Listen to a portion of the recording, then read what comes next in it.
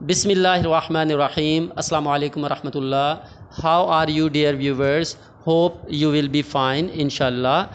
Dear viewers, as you know, we were discussing about international organizations.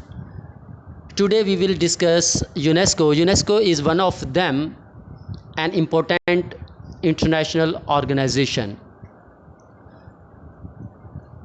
UNESCO was established on 16th November 1945. UNESCO has 193 members and 11 associate members.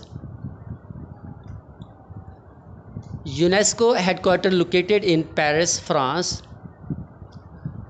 It is governed by General Conference and Executive Board. Mr. Otto Sennheiser is the current president of General Conference of UNESCO. He was elected in 40th session of General Conference in 12th November 2019. Ms. Audrey Azoulay is the Director General of Secretariat of UNESCO. She was elected in 41st session of UNESCO held in November 2021. Now we will discuss objectives of UNESCO. UNESCO mission is to contribute to the building of culture of peace. Number 2, eradication of poverty. Number 3, sustainable development and intercultural dialogue through education.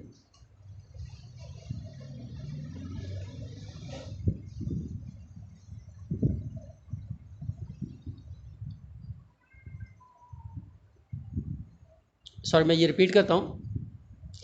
Sustainable development and intercultural dialogue through education, the sciences,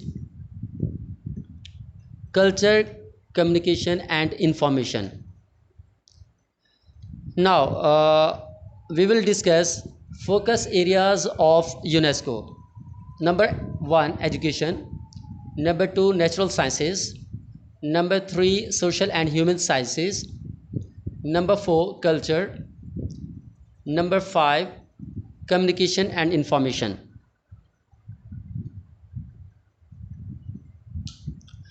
अब हम बात करते हैं कि जो UNESCO का structure है governing bodies का.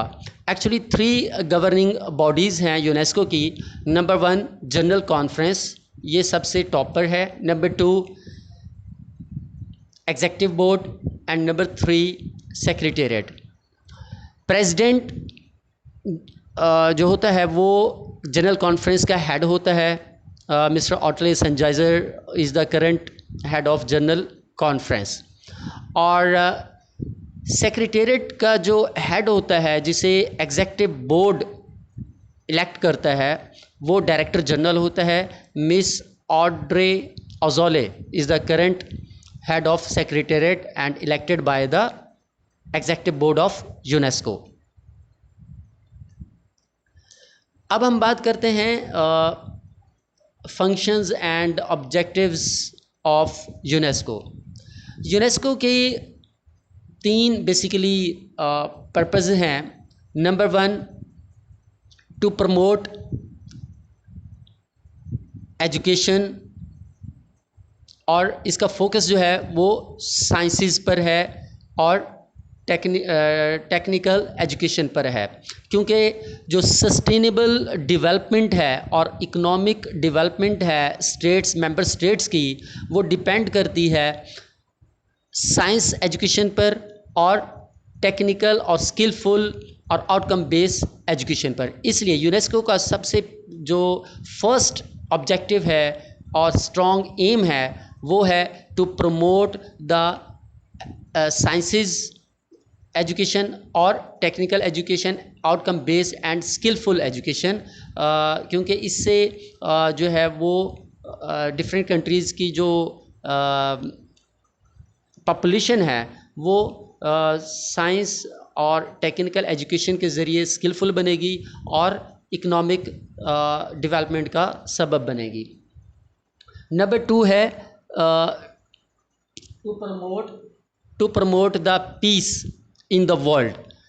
अब अमन के क़याम के लिए या पीस की डेवलपमेंट के लिए बिटवीन या अमंग द कंट्रीज़, इसके लिए यूनेस्को जो है वो एक दूसरे के कल्चर और हेरिटेज को अंडरस्टैंड करने के लिए कोशिशें करती है कि हम तमाम कंट्रीज़ एक दूसरे के कल्चर को और हेरिटेज को जब अंडरस्टैंड करेंगे, उनके दरमियान कम्युनिकेशन होगी, इंफॉर्मेशन का एक्सचेंज होगा, तो पीस डेवलप होगा, अमन का क़याम होगा अमंग द कंट्रीज़।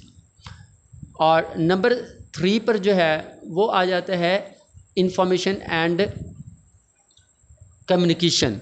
अब इंफॉर्मेशन और कम्युनिकेशन के एक्सचेंज से भी क्या होगा कि कंट्रीज़ जो है वो डेवलप होंगी। सपोज़ के अब एजुकेशनल या जो साइंटिफिक इंफॉर्मेशन है, जब उसका एक्सचेंज होगा अमंग द कंट्रीज़, तो वहाँ पर इकोनॉमिक डेवलपमेंट होगी और पीस की डेवलपमेंट होगी, नॉलेज की ग्रोथ होगी, लर्निंग की ग्रोथ होगी। तो ये बेसिकली इसके जो बेसिक एम्स हैं और ऑब्जेक्टिव्स हैं यूनेस्को को। और इसके अलावा मैंने जो 3 इसके गवर्निंग बॉडीज़ हैं, इसको मैंने नीचे डिफ़ाइन भी किया हुआ है। लेक्चर ऑलरेडी लेंदी हो चुका है, आप इसको मज़ीद गो थ्रू कर लें, इसको स्टडी कर लें, और आप अपनी तरफ से भी इसको मज़ीद जो है वो सर्च कर सकते हैं। इसके रिगार्डिंग इंफॉर्मेशन मैंने मैक्सिमम कोशिश की है कि यूनेस्को के सिलसिले में जो मैक्सिमम इंफॉर्मेशन है वो मैं आपको प्रोवाइड करूँ। आखिर में मैं कंक्लूड करूँगा कि यूनेस्को 1945 में इस्टेब्लिश हुआ। पेरिस फ्रांस में इसका हेडक्वार्टर है और इसका प्रेसिडेंट होता है जनरल कॉन्फ्रेंस का। ऑटले संजाइज़र जो है वो इसके प्रेसिडेंट हैं, और सेक्रेटेरिएट का जो हेड होता है वो डायरेक्टर जनरल होता है और इलेक्ट होता है बाय द एग्जीक्यूटिव बोर्ड। और करंट जो है वो Miss Audrey Azoulay director general of UNESCO हैं, राइट। और इसके 193 मेंबर्स हैं और 11 एसोसिएट मेंबर्स हैं। होपफुली आपको ये लेक्चर पसंद आया होगा। Thank you for watching. Take care. अल्लाह हाफिज़।